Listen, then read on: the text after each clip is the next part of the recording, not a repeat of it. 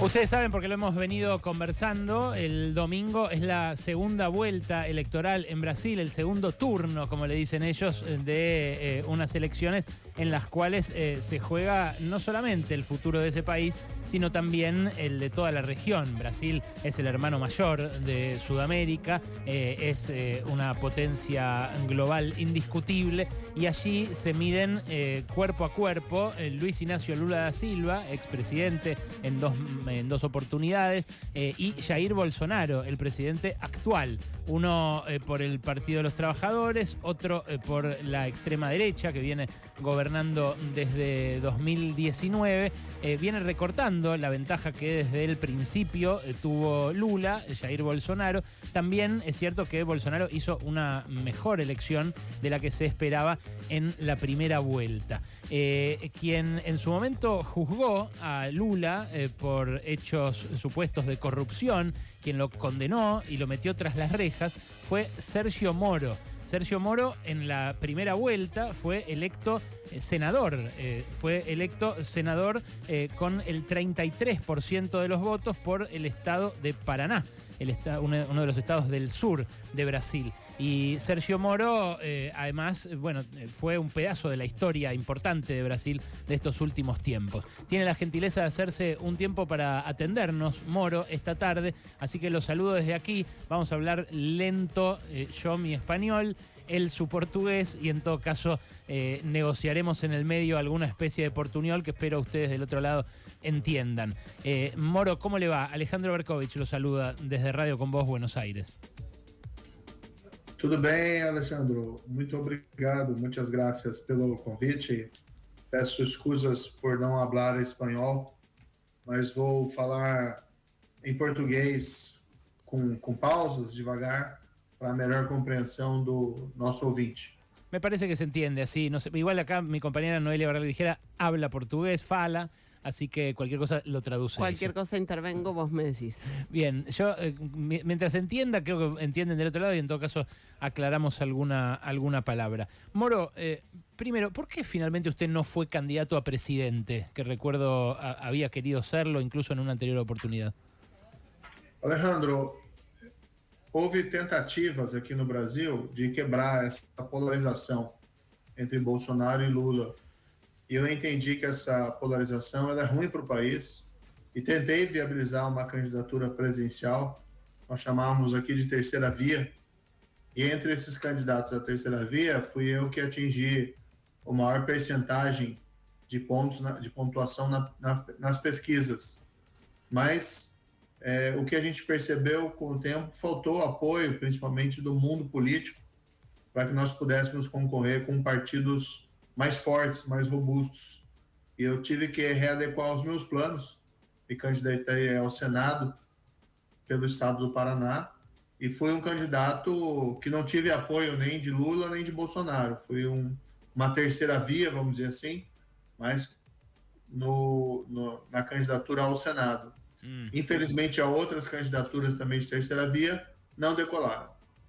Bueno, ahí está diciendo, tradujo un poquito, aunque sea que intentó ser el candidato de la tercera vía, pero faltó el apoyo del mundo político, de los partidos más fuertes. Hubo otras candidaturas a tercera vía que no despegaron. Claro, tanto la que salió tercera como el que salió cuarto en las elecciones anunciaron su apoyo a Lula, Moro. Usted dijo que va a votar a Bolsonaro, de quien además fue ministro, pero de quien se fue con críticas. ¿No cree que Bolsonaro también protagonizó? Usted dice que no votaría nunca a Lula por lo corrupto, por la corrupción. ¿Considera que Bolsonaro está libre de ese defecto? Na segunda volta, né? Na segunda volta, ou segundo turno, tem que ser feita uma escolha. E nós temos dois candidatos. Como eu disse, lutamos para ter um terceiro candidato, uma terceira candidatura. Não foi possível. E eu vejo a candidatura do ex-presidente Lula como inaceitável em vários aspectos. O problema dos escândalos de corrupção, até hoje não foram explicados. Nós tivemos os maiores escândalos de corrupção da história do Brasil durante o governo Lula, que é o caso Mensalão e o caso Petrolão.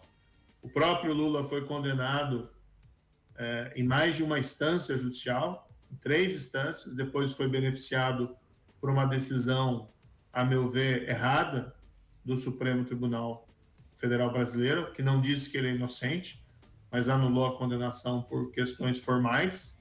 No, perdón. Moro, cuestiones formales no. Está diciendo el ex juez Moro, ahora senador electo, que Lula fue beneficiado por una decisión del Supremo Tribunal Federal después de haber sido condenado en 3 instancias.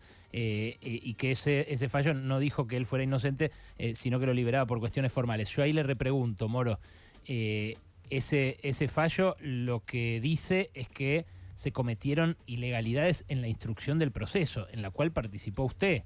O sea, usted ahí nos está diciendo que considera que el Supremo Tribunal falló mal, pero el Supremo Tribunal lo que dijo fue que usted fue parcial y que ejerció, combinado con el fiscal Deltan Dallagnol y otros fiscales y otros miembros de la magistratura en ese momento, una especie de persecución sobre Lula.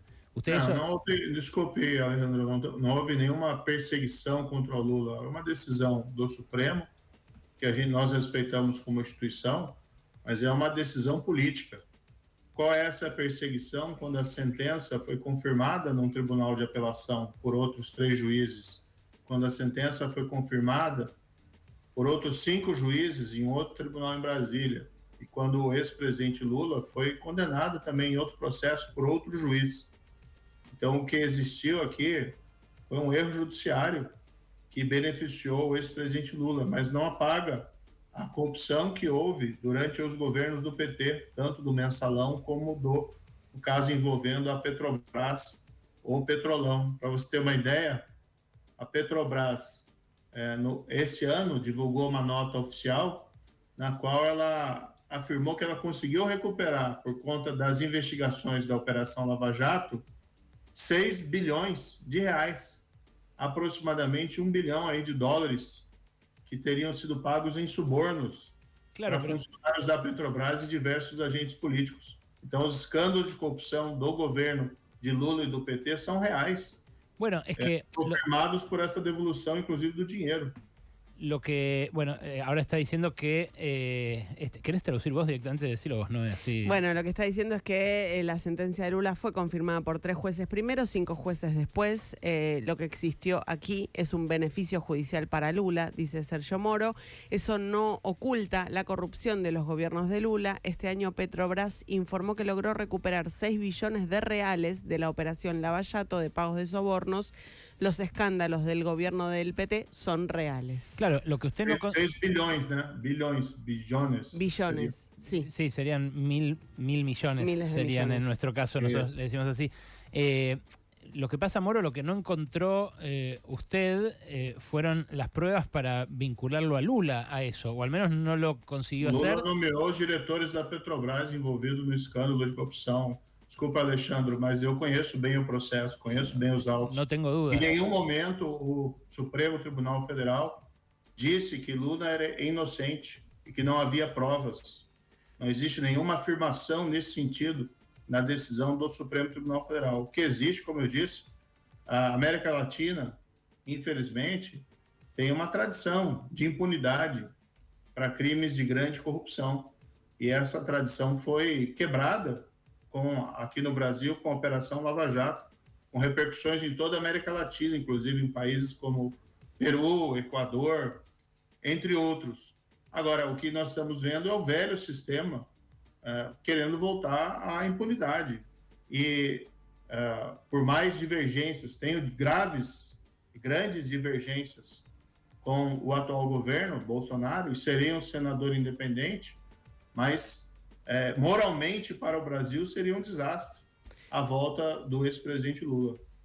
Dice, América Latina tiene una tradición de impunidad para los grandes crímenes de corrupción que en Brasil logró ser quebrada a partir del juicio por el Lava Jato. Ahora esa impunidad quiere volver. Moralmente para Brasil sería lamentable un nuevo gobierno de Lula. Y moralmente, la continuidad de Bolsonaro, ¿qué sería, Moro? É uma escolha a ser feita na segunda volta. E apesar das divergências que tenho com Bolsonaro, nada é comparável nesse governo com a corrupção que houve durante os governos do PT y de Lula. Bueno, ahí está diciendo, lo entendieron, ¿no? Digo, para no interrumpir todo, él lo que dice es que no es comparable la corrupción, ni siquiera la de los hijos. Los hijos han sido protagonistas de varios escándalos de corrupción en Brasil e incluso intentaron frenar su difusión, prohibiéndola en los medios locales. ¿Eso a usted no lo inquieta de cara a una eventual continuidad de Bolsonaro en el poder? Inquieta principalmente a volta do ex-presidente Lula, com tudo isso que representa também, com elogios a regimes como o de Daniel Ortega na Nicarágua, Nicolás Maduro na Venezuela, além do apreço que ainda o PT tem em relação ao regime cubano, que é a mais longeva ditadura aqui da América Latina. Una de las cosas... Corrupção comparável, né? E a corrupção é algo que corrói a democracia por dentro, né, Alejandro? Tira a confiança nas nossas instituições e acaba dando aso a esses populismos. Una de las cuestiones que aparecieron en la revelación que hizo The Intercept, el portal que dio a conocer sus comunicaciones con el fiscal que instruía el caso, que mostraron que no había separación entre el acusador y el juzgador, que se estaban vulnerando muchas de las normas del derecho en esa relación y demás, también incluyó la revelación de... Não é correto, Alejandro, desculpe, não é correta a sua afirmação. Quem foi condenado e preso na Operação Lava Jato ou pagou suborno ou recebeu suborno. Essa é a realidade. O que existe aí é toda em cima dessas supostas mensagens hackeadas, obtidas de maneira criminal. O que existe aí é uma fantasia de que alguém teria sido incriminado indevidamente. Não existe nada disso nessas mensagens e não existe nenhuma falta de separação entre juízes e promotores. Está fazendo uma interpretação sobre essas mensagens que não corresponde à realidade. Dice que los mensajes que publica The Intercept no muestran que haya habido falta de límites entre el juez y los fiscales, y que lo que hace The Intercept es una interpretación de esos mensajes, que no hay nada ilegal en esos mensajes, que no muestran nada ilegal. Bueno, al margen de esto, Moro, lo que surgió de aquel proceso fue la proscripción en una elección muy importante de Lula, que estaba preso y que por la ley de ficha limpia, al estar condenado en dos casos, no podía postularse. Tampoco lo dejaron opinar en las elecciones esas en las que fue electo Bolsonaro. Y después, repito, el caso fue invalidado por el Supremo Tribunal. ¿Usted no cree que ahí se degradó un poco la democracia brasileña? Olha, o que eu acho que degrada a democracia é a impunidade da corrupção. E esse é um problema que nós temos na América Latina, em geral. Nós aceitamos muitas vezes que os nossos governantes cometam crimes, se apropriem de dinheiro público, dinheiro que depois falta na educação, dinheiro que falta depois em serviços de saúde, acabam também servindo como um mau exemplo para a população em geral. Não existe aí uma democracia plena se nós não tivermos integridade e combate à corrupção. Então, claro que a gente lamenta a decisão do Supremo Tribunal Federal e respeita essa decisão, como tem que respeitar as instituições de justiça, mas foi uma decisão errada. E o ex-presidente Lula foi afastado das eleições de 2018 exatamente porque estava condenado. E havia sido condenado nessa época já pelo Tribunal de Apelação desse processo, não somente por mim. E as leis brasileiras impediam que ele concorresse. Então, se tem algo que impediu que ele concorresse, foram os crimes habidos durante o gobierno del PT. Dice que lo que degrada la democracia es la impunidad de la corrupción, que esto es un problema para América Latina en general, que es dinero que falta después en salud y en educación. No existe democracia plena sin combate a la corrupción, que el Tribunal Superior de Justicia tomó una decisión errada. Lula fue apartado de las elecciones de 2018 porque ya estaba condenado por el Tribunal de Apelación, no solamente por mí. Si algo impidió su participación en las elecciones, fueron sus crímenes de corrupción. Sé que es un poco incómodo escuchar por radio una entrevista traducida, pero la verdad que no queríamos dejar pasar la oportunidad de de conversar con Moro, que para mí es un personaje muy importante de la historia reciente de América Latina. Moro, le hago un par de preguntas más y también le va a preguntar a mi compañera, que está traduciendo porque sabe portugués, pero no porque esté haciendo de traductora.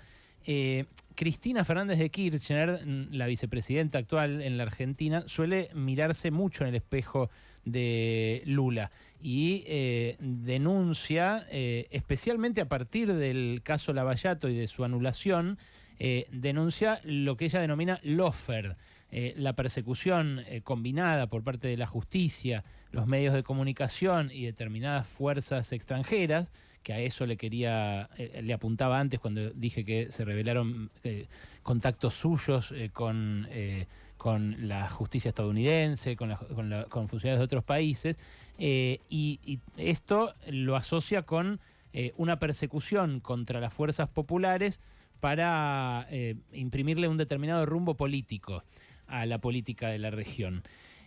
¿Usted qué caracterización hace de Cristina Fernández de Kirchner y qué piensa de esta acusación que hace ella respecto de procesos judiciales como el que encabezó usted?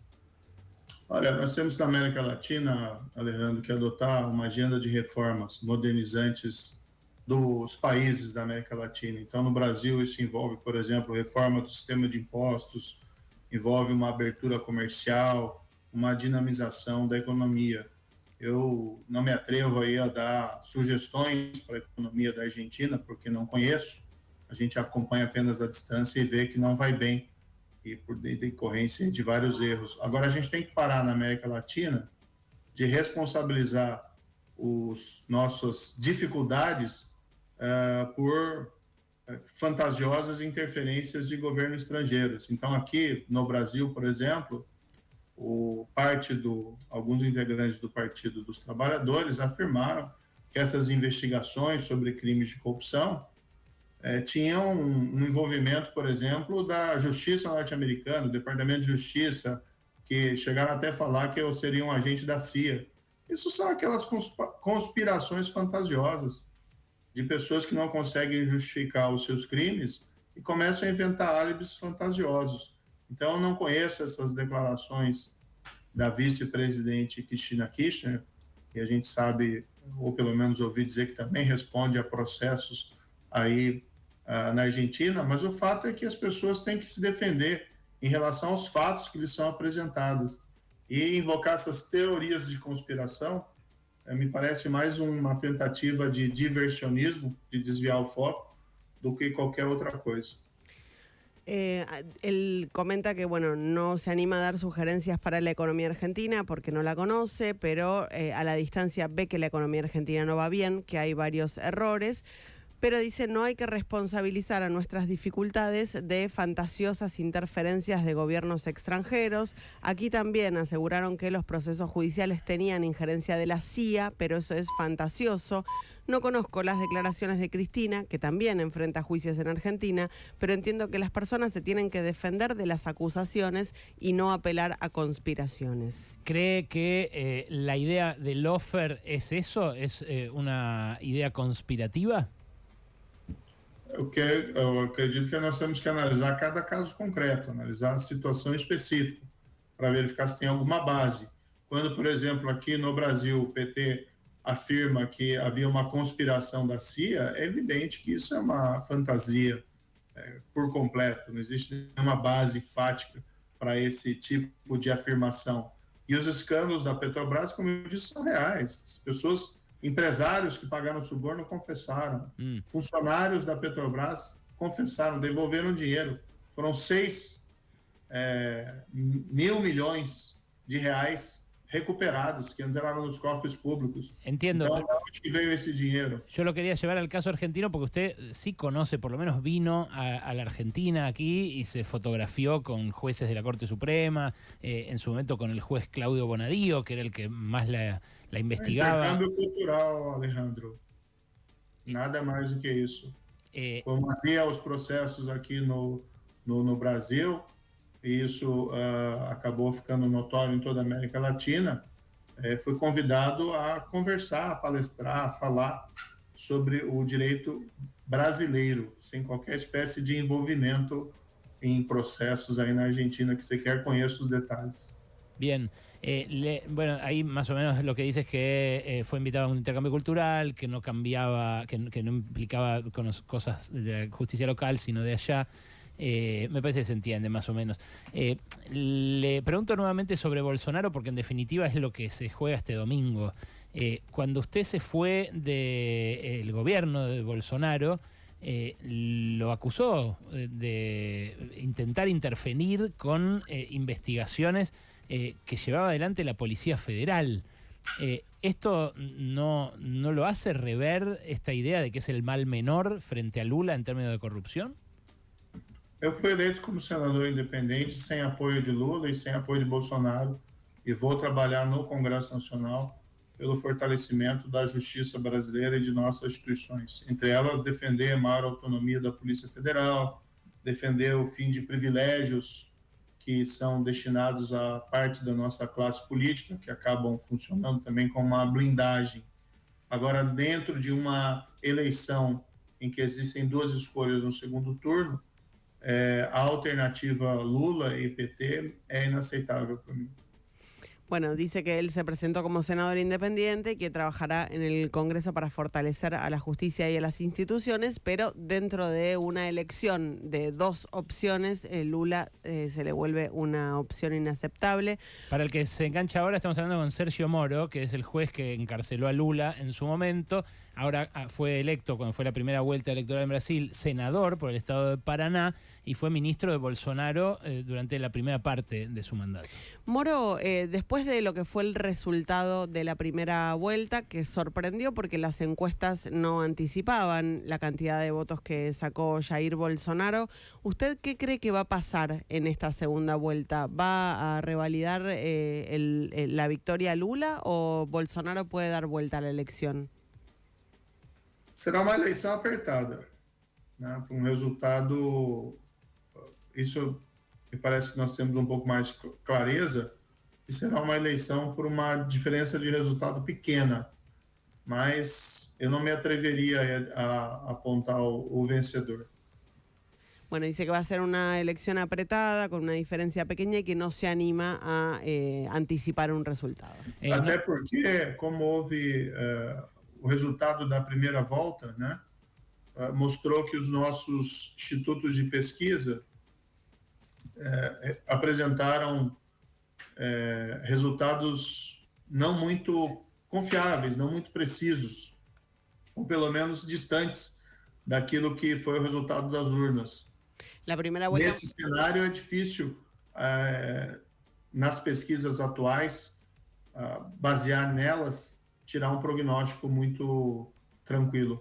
La primera vuelta mostró que las encuestas no son tan precisas y basándonos en las encuestas ahora es difícil arriesgar un pronóstico. Nos están pidiendo cerrar porque se le acabó el tiempo a él, a nosotros también se nos acabó, pero bueno, es un personaje muy importante el que estamos entrevistando. Le hago una última, Moro. ¿Qué opina de lo que ocurrió con Dilma Rousseff en 2014?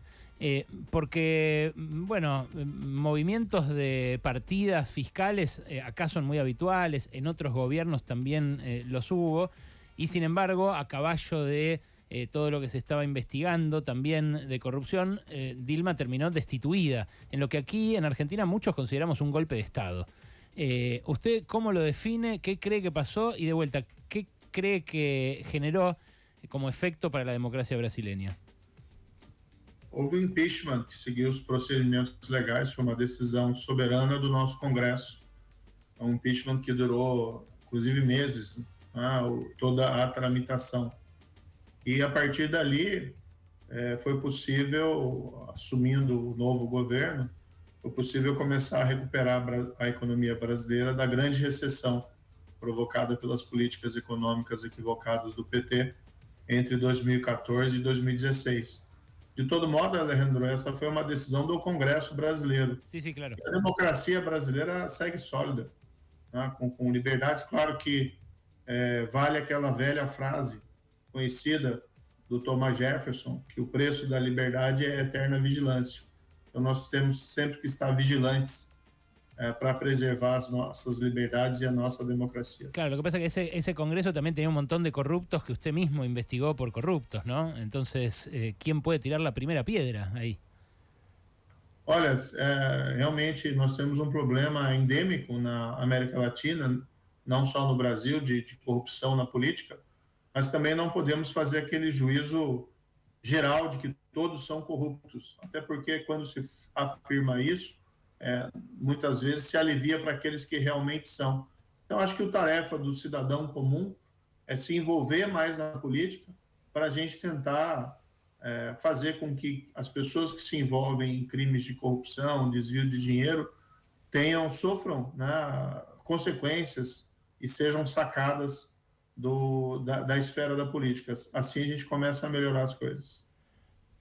Bueno, dice que el impeachment siguió los procedimientos legales, fue una decisión del Congreso que a partir de allí fue posible comenzar a recuperar la economía de la gran recesión en la que había entrado, y dice, tenemos un problema endémico de corrupción en Brasil, en Latinoamérica, pero no podemos decir que son todos corruptos. Ahora sí, brevísimo, les juro que es la última.